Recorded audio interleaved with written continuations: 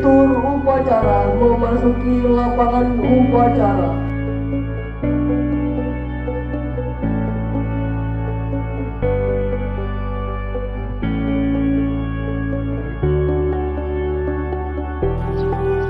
Lapor, personil kenaikan pangkat siap. Laporan resmi.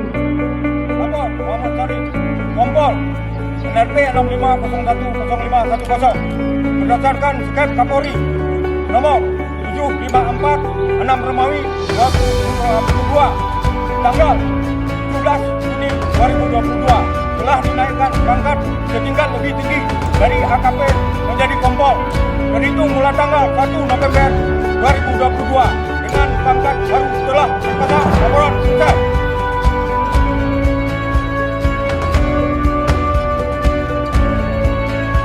Yang saya cintai dan yang berbahagia,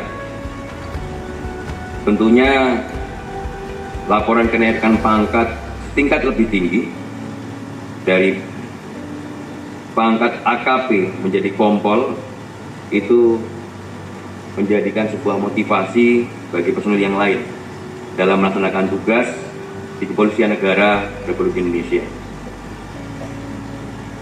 Kenaikan pangkat adalah sebuah anugerah dari Allah dan suatu bentuk penghargaan yang diberikan oleh negara dan institusi Polri.